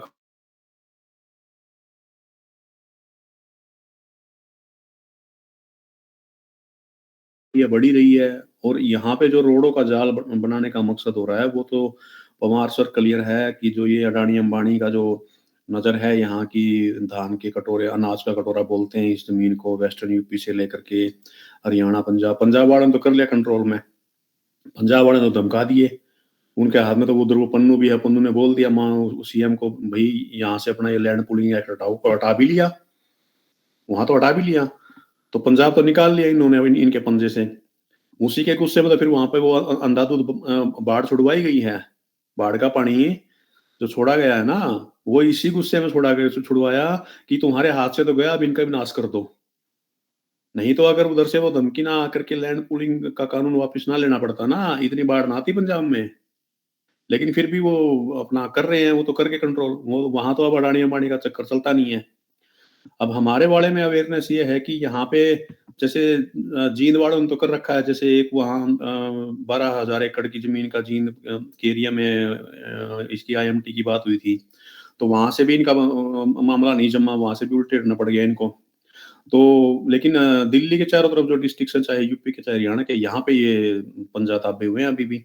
लेकिन धीरे धीरे ये अवेयरनेस टूटेगी। जरूरत इस चीज की हो रही है कि जो अगर किसान को किसानी को बचाना है तो सर छोटू राम मॉडल पे ही जाके वो बच सकती है, नहीं तो वो नहीं बच सकती। और सर छोटू राम मॉडल में बात यही आती है कि आप मीडियोकर की जगह पे खुद मीडियोकर बनो। अब सबको ये पता है कि देखो मॉडल सब समझ चुके हैं। इंटरनेशनल अमेरिका का यहाँ पे भाषणों में तो कहता है मोदी, मैं किसान को बिकने नहीं दूंगा। यहाँ पे उसने सस्ते रेट पे मक्का भी एक्सेप्ट कर लिया, कपास भी एक्सेप्ट कर ली, सब एक्सेप्ट कर लिया, फिर रह क्या गया। तो ऐसे केस में और ऊपर से जो एमएनसी आ रही है वो बेसिकली बात क्या हो रही है, ये सरकार सिर्फ इतना कर रही है, मॉडल जो इंटरनेशनल है वही लगता है, लेकिन इंटरनेशनल मॉडल में और इस सरकार के मॉडल में फर्क ये है कि ये सरकार खुद व्यापारिक सरकार है। तो ये कब्जा दे रही है अपने वाले जो दो व्यापारी हैं सिर्फ उनको, अडानी को और अंबानी को। बाकी 90% व्यापारी इनका भी रो रहा है, उसका भी किसान के जैसा ही बुरा हाल है। वो शर्मांदा बोलता नहीं है, शर्म से वो बोलता नहीं है, क्योंकि वो सिर्फ इस कुछ पे भी में जी रहा है कि मेरे वालों की सरकार है। नहीं तो 90% के मकान, घर, कर्जे व्यापारियों के भी यहाँ बुरा हाल हो रखा है अपने यहाँ पे। लेकिन इन व्यापारियों में और बाहर वाले व्यापारियों में फर्क ये है, अगर किसान के एंगल से देखो तो किसान के एंगल से देखने की बात यह है कि बाहर वाला व्यापारी किसान के कल्चर कस्टम में इंटरफेयर नहीं करता, जबकि ये जाकर के आपको कल्चर कस्टम के लेवल तक तोड़ते हैं। और ये खतरा सबसे बड़ा है। ये खतरा अगर समझ में, हरियाणा में जो लैंड बैंक बनाया गया है ना, अब लैंड बैंक में इन्होंने पता क्या नियम बना दिया, हरियाणा में लैंड बैंक में नियम ये बना दिया कि अगर कोई आदमी बेऔलादा मर गया तो बेऔलादा नहीं, या फिर वो संपत्ति नाम किए बिना मर गया, तो सरकार को ऑप्शन रहेगा कि उस संपत्ति को लैंड बैंक में ले ले। बताओ, इनके जमीन को हथियाने के तरीके देखो। जबकि पहले नियम ये था कि भाई खुद के औलाद नहीं है तो उसके भाई, भतीजे, काके, ताऊ जो भी है उनको ऑप्शन रहता था। अब कह रहे हैं कि नहीं, अब सीधी सरकार लेगी। ये तो वही कानून हो गया जो अंग्रेज रियासतें हथियाते थे कि भाई फलानी रियासत में राजा आगे राजकुमार नहीं है तो ये हमारी होगी। कितने फन्नी मतलब ये लोग कितने हड़काए हो रखे हैं।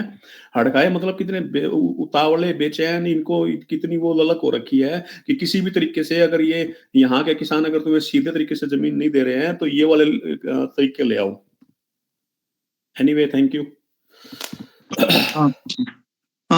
वीरेश जी, मैं आप वाली टिप्पणी पे मैं एक बात सजेस्ट करना चाहूंगा।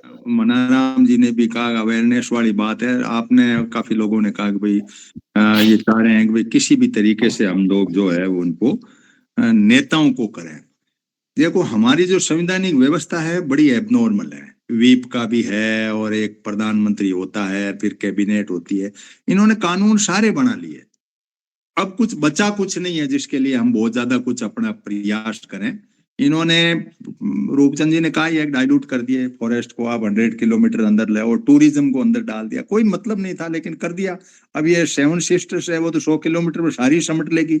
लोग पहाड़ों पे घूमो करो, मस्ती मारो। बायोडाइवर्सिटी का ढांचा के मामले में बाबा रामदेव के लिए सारा कानून अपने आप में चेंज कर लिया। तो इतने कानून बदल दिए इन्होंने, और अपन ने सारे कानूनों पे व्याख्या की है, 5-5 मिनट ही की हो, लेकिन मैंने करीब 500 जो है कानून उनके ऊपर टिप्पणियां की है पुराना, और अपन मिलते भी रहते हैं इसमें। लेकिन अब क्या करें, हमारे पास इस तरह की कोई व्यवस्था नहीं है कि नेताओं को कैसे कब्जे करें। पॉसिबिलिटी नहीं, क्यों हमारा संविधान अलाउ नहीं करता। हमने एक बार वोट दे के पीछा छूट गया, वो 5 साल बाद में अपना नंबर लगता है वापस। तो बड़ी एक बढ़िया। अब हम सिविल एक्टिविस्ट के लिए हमने सोनम का हाल देखा ही है, 2 दिन नहीं हो तो कोई एक मुकदमा लग के नया हो जाए। तो कोई ऐसी व्यवस्था अंदर से ही करनी पड़ेगी, वो किसानों को करना पड़ेगी। लीडिंग जो सिस्टम है ना, वो किसान ही हो सकता है। अब इसमें हम किसी धर्म जाति को ज्यादा इन्वॉल्व करें बिना, क्योंकि लीडिंग के अंदर मुख्य रूप से जो कौम है वो वहाँ सरदार है या जाट है या कहीं पटेल है कहीं है, तो वो लीड करे। और उसको यदि करे और खेती के अंदर ही कोई इंटरनल मार्केट डेवलप हो जाए, जैसा पवार साहब ने कहा ना कि हम इंटरनल मार्केट डेवलप कर दे। वो सामाजिक सहकार का मॉडल ही मैंने इसलिए दिया कि तुम मत जाओ बाजार, छोड़ो इन मंडियों को, आपस में मिल बांट के कुछ ऐसी व्यवस्था खड़ी कर लो, तब तो कोई बात बने। अब इतने बड़े तंत्र को क्या करेंगे, सम्मेलन तो होते रहते हैं यूं ही। सम्मेलन तो क्या है, RSS वाला फंड देता है, कुछ इकट्ठा कर लेता है, हर जाति के कहीं न कहीं करवा लेता है, वो उनमें तालियां पीट के चले जाते हैं। कुछ साथी लोग उसके पैसे खा के अपना उल्लू सीधा कर लेते हैं। स्थितियां बहुत क्रिटिकल है, और बहुत ही भारत में अब जो व्यवस्था खड़ी हुई है उसके लिए बहुत चिंता का विषय है। सोच समझ के कदम रखने का। हम ये कदम भी आगे रखें ना तो 50 बार सोचना पड़ता है कि ये कदम कहाँ रखें, क्यों रखें और क्यों जाएं यहाँ। तो बड़े सवाल हैं। तो ये तो साहब मुझे इसमें थोड़ा सा कहना है, मैंने हाँ। ये कभी नहीं कहा कि हम नेताओं को कंट्रोल कर लेंगे। नहीं, ना मैं वीरेश ना वीरेश जी की बात आई थी। ये असंभव भी है। नेता कंट्रोल जनता से होते हैं, हाँ, हम जनता के जनता को समझा आयोजन ही सकते उल्टे हो रहे हैं ना पवार साहब। हैं। आयोजन हो रहे हैं, वो प्रायोजित हो रहे हैं। बिल्कुल लोग बिल्कुल कुछ फंड भेजते हैं और उस फंड से आयोजन हो रहे हैं। अब उस जी जी। आयोजन की दिशा तो वो गवर्न करते हैं।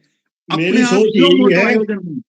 मेरी सोच ये है कि नेता अपनी सोच है जनता से फीडिंग लेकर के ही बनाता है। अगर जनता जागरूक होगी तो नेता अपने आप ठीक हो जाएगा। हम सीधे नेता को कंट्रोल नहीं कर सकते, हाँ, सीधे नहीं संभव कर नहीं है। सकते। यही बात वीरेश जी वाली बात पे मैंने टिप्पणी की कि अपने को कोई मेथड ढूंढना पड़ेगा, कोई न कोई तरीका है। इस तरह से छोटे छोटे ग्रुप में हमें आगे आकर के इनको लगेगा कि यार मामला बिगड़ सकता है, ये लोग जाग चुके हैं। अब सुवालाल जी, आप अपनी बात को रखिए, फिर कोई 15 मिनट मेरे पास में है तो 15 मिनट में हम और एक दो साथी कोई और भी होगा तो लेंगे। सुवालाल जी, आप अपना उद्बोधन दे दें। आप भी नॉर्थ ईस्ट सेवन सिस्टर के हिस्सा है, वहां रह रहे हैं क्लाइमेट के अंदर। सुवालाल जी मुझे सुन पा रहे हैं? हाँ, बोलिए सर। सुन रहा हूँ, मैं शुरू से ही 11:40 से ही सुन रहा हूँ थोड़ा बहुत। ऐसा है कि देखिए नॉर्थ ईस्ट में भी क्लाइमेट के दिख रहा है, चेंज के इम्पैक्ट दिख रहे हैं यहाँ पर। पहले मिजोरम में जो गर्मियों में हीट वेव नहीं चला करती थी, अब लास्ट 2 इयर्स से यहाँ हीट वेव होने लग गई है 3-4 दिन के लिए। और ये एक बड़ा चेंज है। मैं यहाँ 13-14 साल से रह रहा हूँ, तो ऐसा मतलब मैंने पहली बार यहाँ है, क्योंकि गर्मियों में अक्सर मैं यहीं रहता हूँ। और दूसरा ये भी आया है कि एवरेज टेम्परेचर भी यहाँ बढ़ ही गया है, 1 से 1.5 डिग्री बढ़ गया है एवरेज टेम्परेचर। 2012-13 में 14 तक 15 तक के टेम्परेचर कुछ चेंज नहीं था यहाँ पर, लेकिन अब पिछले 5-6 साल में चेंज आया है। और इसका इम्पैक्ट ये है क्लाइमेट चेंज का कि सॉइल पर भी पड़ा है, और जो फ्रूट्स यहाँ वेजिटेबल्स फ्रूट्स का जो है प्रोडक्शन, उस पर भी है, क्वालिटी में फर्क पड़ा है। और हुआ ये कि जैसे द हिंदू न्यूज़पेपर ने मेरे को एक टास्क दिया है कि नॉर्थ ईस्ट के सभी स्टेट से एक स्टेट से एक मतलब कि क्लाइमेट चेंज इम्पैक्ट का एक स्टोरी डेवलप करके और देना है, ताकि वो हिंदू न्यूज का जो एनुअल जो बुक आता है एनवायरमेंट क्लाइमेट चेंज, उसमें पब्लिश होने के लिए। तो मेरे को सभी स्टेट से एक एक क्लाइमेट चेंज इम्पैक्ट का कोई स्टोरी लेना है, केस स्टडी। तो मैंने ये देखा, मतलब एक ऑब्जर्व किया, ताकि एक स्टोरी बनाई जाए क्लाइमेट चेंज इम्पैक्ट का। तो सिक्किम में कार्डामोम का प्रोडक्शन और क्वालिटी कम हुआ है, और जो ट्रेडिशनली जो फार्मर से डिपेंड थे कार्डामोम्स पर, वो अब छोड़ रहे हैं कार्डामोम्स की खेती करना इलायची की सिक्किम में। और दूसरा ये है कि वहाँ पर जो जानवर रहते थे, जो इस इलायची की खेती के लिए जो रिवर बैंक के आसपास ही होती है ये खेती इसकी, तो वहाँ से वो जानवर भी पलायन कर गए हैं। बहुत सारे डैम बनाने की वजह से जो रिवर से तीस्ता रिवर है और जो जोंगू रिवर है अपर सिक्किम नॉर्थ सिक्किम में, तो इस वजह से डैम बनाने से जो रिवर बेड का या रिवर कोस्ट बैंक का जो इकोलॉजी है वो काफी चेंज हुआ है। तो इसलिए सिक्किम में कार्डामोम प्रोडक्शन और क्वालिटी काफी कम हुई है। इसी तरह से त्रिपुरा और मिजोरम में जो ऑरेंज है, जम्फाई पहाड़ियां कहलाती है त्रिपुरा और मिजोरम बॉर्डर, तो वहां पर ऑरेंज की ही क्वालिटी भी खराब हो गई है, प्रोडक्शन भी खराब हो रहा है, क्लाइमेट चेंज हुआ है, इसके पीछे क्लाइमेट चेंज ही है।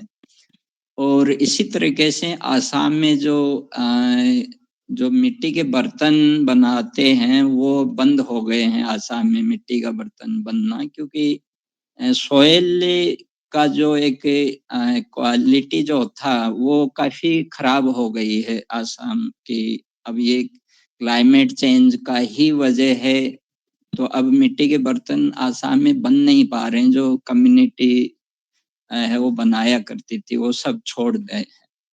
और उसी तरीके से फिश जो है, फिश मछली प्रोडक्शन वो अब मतलब चेंज आ रहा है, उसका सीजन चेंज हो रहा है क्लाइमेट की वजह से।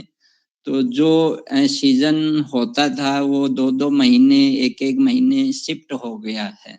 तो इस वजह से जो एक लाइफ लिवलीहुड और लाइफ जो एक्टिविटी है वो चेंज हो रही है। इसी तरह से मणिपुर में जो इम्फाल वैली और पहाड़ियों के बीच के एरिया में जो राइस प्रोडक्शन है, कोई 1000 वेराइटी के राइस प्रोडक्शन होता है मणिपुर में, 1000 वेराइटी राइस की, उसमें भी बहुत तेजी से डिक्लाइन हो रहा है। और दूसरे यहाँ मिजोरम में भी देखते हैं तो यहाँ पर जो एक तरीके से ये कहे कि क्लाइमेट चेंज की वजह से यहाँ पर इंसेक्ट ज्यादा हो गए हैं मिजोरम में। और हर साल यहाँ चाहे वो मक्का हो, चाहे और फसल हो, गन्ना हो, थोड़ा मक्का हो, और भी जो होती है वो इंसेक्ट से बहुत ज्यादा प्रभावित हो रही है, जो पहले नहीं था, बहुत कम होता था, अब इंसेक्ट ज्यादा हो गए। ये कोई वजह क्या है ये पता नहीं है। यहाँ एक तरीके से यहाँ की जो सिविल सोसाइटी के लोग हैं वो एक खेतों में पुलिस की तरह जाते हैं, फोर्स की तरह, और वो ऑपरेशन करना पड़ता है, जैसे राजस्थान में टिड्डियों के खिलाफ किया जाता है। उसी तरीके से यहाँ पर भी आर्मी वर्म नाम से एक कीड़ा लगता है यहाँ की फसलों में। और ये इसी तरीके से त्रिपुरा में जो इसका क्या बोलते हैं, पाइनएप्पल का जो प्रोडक्शन है उसमें भी काफी चेंज हुआ है, कम हो रहा है प्रोडक्शन। हालांकि एक्सपोर्ट नहीं हो पा रहा है, मार्केट नहीं मिल पाता है। पहले बांग्लादेश को जाया करते थे पाइनएप्पल, त्रिपुरा से वो बंद हो गई है, तो इस वजह से ये है। और एक जो ये है मेघालय में जो टर्मरिक हल्दी है उसका भी कि जो खासी जो एरिया क्षेत्र में है, अब वहाँ पर पंजाब की तरह ही हो गया है कि जैसे पंजाब में वाटर की ज्यादा होने की वजह से सैलिनेशन हो जाता है, ऐसे ही सिक्किम में सोयल का है, और जो कॉयल माइंस होती है उनकी वजह से वहाँ का एरिया में फर्क पड़ा है, इसलिए वहाँ हल्दी का है वो भी प्रोडक्शन और क्वालिटी दोनों में फर्क पड़ा है। तो ये क्लाइमेट चेंज का वजह यह है कि एक तो सीजन क्रॉप का जो है हार्वेस्टिंग करने का वो चेंज हुआ है, दूसरा सॉइल और टेम्परेचर में चेंजेज आए हैं, तीसरा ये है कि यहाँ इंसेक्ट ज्यादा हो गए हैं, ये टेम्परेचर चेंज बढ़ने से और सीजन का जो होता है वो साइकिल चेंज होने से या कम ज्यादा होने की वजह से। तो ये यहाँ पर ऑब्जर्व किया जा रहा है।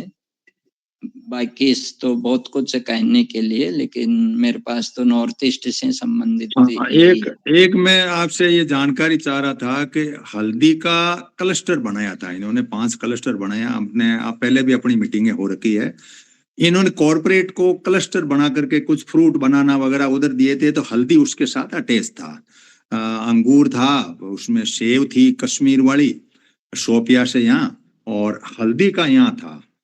तो कॉरपोरेट का कोई ढांचा खड़ा हुआ है क्या वहाँ हल्दी के प्रोडक्शन के लिए? कुछ ऐसा जानकारी रखते हैं तो नहीं, ऐसा नहीं हो पाया है। और क्यों इन्होंने और दूसरा, क्लस्टर तो बना के अलॉट कर दिया, इसके टेंडर वेंडर हो गए थे, साल दो हाँ साल हो गए।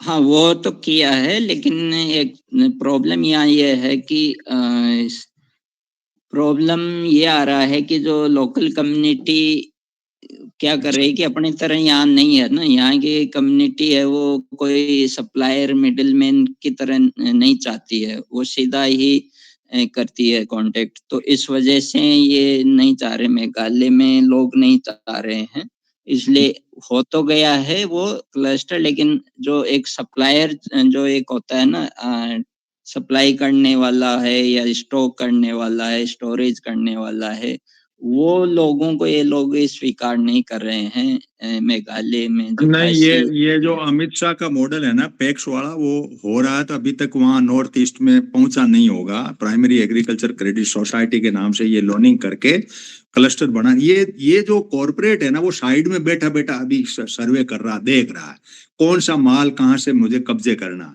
तो इन्होंने 5 पहले क्लस्टर बनाए थे, अंगूर का, बनाना का, और इधर सेव का, एक हल्दी का, और एक कोई और था जो फ्रूट के थे 4 तो, और एक ये 5वां हल्दी था। आम का हाँ, आम का, आम का। तो इन्होंने क्लस्टर तो बना दिए। अब कौन कौन से क्लस्टर अभी चालू हुए हैं, क्या हुए हैं, ये दूर बैठे बैठे सर्वे कर रहे हैं, देख रहे हैं, इस हिसाब से कह रहे हैं भाई क्या है, देखे क्या नहीं हो। इस तरीके से इनका ढांचा बना हुआ। बाकी इन्होंने अपना ढांचा इनडायरेक्टली डिजिटाइल कर दिया पूरा सिस्टम को, और पैक्स के नाम से गाँव में कुछ दुकानदारियां खोलेंगे ये, और उसका सहकारी मंत्रालय से, वो सहकारी मंत्रालय का अमित शाह के पास में है। अपने 2 मीटिंगें 3 मीटिंगें की भी है, इस पे कई बार बात भी उठाई है कि भाई ये हो रहा है। और 7 वेजिटेबल पे हो रहे हैं, 50 क्लस्टर हो रहे हैं। तो पूरी खेती को इस तरह से ये अपने अपने हिसाब से कैटेगराइज करके बांट रहे हैं। अब सवाल ये हुआ था कि भाई क्लस्टर आएगा तो सारी जगह आम ही आम होंगे, क्लस्टर आएगा तो सब जगह हल्दी हल्दी होगी, शब्द आएगा तो जैसे शोपिया में रूपचंद जी को पता हो सकता है इसके बारे में, रूपचंद जी 1 मिनट लेके आपको पता हो शोपिया का जो क्लस्टर बना है, वो अपने डिस्कस किया था एक बार, आप भी थे मीटिंग में। शोपिया का जो सेव का क्लस्टर है सेव, तो उसको क्या आपका कुछ है क्या, आपके नॉलेज में क्या है? उसमें ये है कि वो जो अपना मेंबर है ना, वो जिसको मिला है कंट्रैक्ट, हाँ, मिला है वो फिल को, जो फंगीसाइड वहां पैदा कर बनाता है आर्टिफिशियल। उसकी गलती ये है कि वो एक कारपोरेट नहीं है, इंडस्ट्रियलिस्ट है वो, मगर वो मेंबर है अपनी क्या है, अपनी पार्टी का। अपनी पार्टी का फॉलोअर वहां पर कोई नहीं है कश्मीर में। तो कश्मीर के लोग चूंकि ज्यादा पॉलिटिकल हैं, इसलिए वो ज्यादा से ज्यादा उसको 500 हेक्टर का परमिशन थी कि 500 हेक्टर तक जोड़ो आप, तो 50-60 ही कर पाया वो सारे। अच्छा अच्छा, ये बात है, क्योंकि अगर वो पॉलिटिक्स में नहीं होता, सिर्फ प्योरली बिजनेसमैन होता है, प्योरली बिजनेसमैन, जैसे यहाँ कारपेट वो वाले नहीं, वैसे देखो कि टोटल ये बिजनेस जो है ना एक आदमी के हाथ में जा रहा है। ये इनके नीचे सेकंड फेज के लोग हैं। जब इन्होंने स्टोरेज बना दिए हैं, सारा पैक्स के नाम से कलेक्शन करेंगे, और सारा सिस्टम इन्होंने अपने वेब में कर दिया। मार्केटिंग का सेटअप जो पहले तो 3 बिल आएंगे उसके काउंटर पे ये किया, बीज को कंट्रोल करना, और इस तरीके का ढांचा तो बना दिया। अब ये पर्यावरण जो है इनके फांस बढ़ रही है। जैसे सुवालाल जी ने कहा ना कि वहां ये हो रहा है, तो ये बाहर बैठे देख रहे हैं कि यार नफा रहेगा घाटा, क्योंकि कॉर्पोरेट नफे के बिना काम नहीं करता। ये तो सीधी सी कैलकुलेशन है इसके हिसाब से। अब चलो ठीक है, अब 2-4 मिनट, हाँ 4 एक मिनट बच पॉइंट रहे हैं मेरे जोड़ना पास। चाह रहा हूँ मैं। हेलो, हाँ, जोड़िए सर। देखिए वो जो क्लस्टर की बात है मेघालय में हल्दी का लेके, एक्चुअली स्टेट गवर्नमेंट अलग है वहां पर, तो दोनों सेंट्रल गवर्नमेंट स्टेट गवर्नमेंट के बीच में भी सहमति नहीं बन पा रही है। और जिन कंपनियों फर्म को ये दिया गया है, वो उनको स्टेट गवर्नमेंट एक तरीके से वो नहीं दे पा रही उनको, क्या कहते हैं, एक वेरीफाइड देना होता है, लोकल सर्टिफिकेट लेना होता है, वो नहीं मिल रहा है। तीसरा ये है कि ये एडीसी एरिया भी है, ऑटोनोमस डिस्ट्रिक्ट काउंसिल, तो वहाँ लोकल कम्युनिटी जो लोकल बॉडी है उसकी परमिशन होना जरूरी है। विलेज पंचायत से भी ज्यादा हार्ड होती है एडीसी में जो कम्युनिटी का जो अप्रूवल होता है तो वो भी ठीक नहीं है मिल रहा है। सोलाल जी, आपकी बात आ गई कि कई जगह हर्डिल है, वहां जैसे रूपचंद जी की हर्डिल है। ये क्लस्टर 7 और वेजिटेबल के बन, मतलब कुल मिला के खेती कॉर्पोरेट को जाएगी 100%। इसमें हम अपने हिसाब से बीज वगैरह सब इन्होंने ढांचा खड़ा कर लिया, पूरा 2015 से लगे हुए हैं ये, और सारा कुछ इनके पास में स्टोरेज वगैरह सारा कुछ बना लिया इन्होंने, बजट को वहीं यूटिलाइज किया कॉर्पोरेट के लिए। और ये सोच रहे हैं कि जब 2018 का जो ये 19 में आया ना ये अपना कोरोना, उसके बाद में इनको पता लगा कि इंडस्ट्री कुछ, हाँ रूपचंद जी 1 मिनट में ही अपने पास में टाइम है, 1-2 ही मिनट बच रहे हैं सिर्फ मेरे पास। हाँ, मैं ये बात आपसे ऐड करना चाहता हूँ कि अभी ब्राजील में ही मीटिंग हुई थी, ये अपना 29 से 31 जुलाई 25 को, वो हुई थी क्लाइमेट और हेल्थ पर,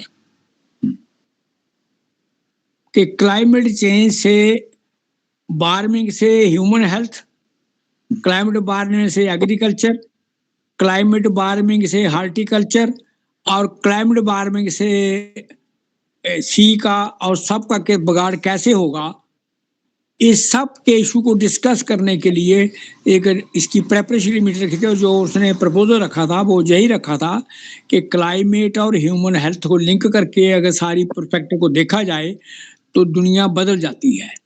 और क्लाइमेट को ह्यूमन हेल्थ से, एनवायरनमेंट से अलग करके बिजनेस एंगल आउटलुक से देखा जाए, और जब मार्केट और मनी एंगल से देखा जाए तो उसकी डायमेंशन बदल जाती है। धन्यवाद। हाँ, ये मार्केट हो चुका है खेती का। देखो अपने पिछले 4 साल से इसी पे डिस्कशन कर रहे हैं। फैक्ट यही है कि बिल्कुल टोटल कॉमर्शलाइजेशन, इंडस्ट्रियलाइजेशन और फूड प्रोसेसिंग यूनिट्स और सब इनका सेटअप है। अब इसमें ये एपीओ वगैरह बन के कैसे, हाँ फूल कुमार जी 1 मिनट ही बचा मेरे पास में, तो 1 मिनट में ही कोई बात आप रख पाए तो बेटर आज है। जो है उधर पुष्कर में जाट उसकी उत्सव की शताब्दी मनाई जा रही है। तो वहाँ पे जो स्पीचेज की ओपनिंग हुई है वो सर्वखाप चौधरियों के भाषण से हुई है।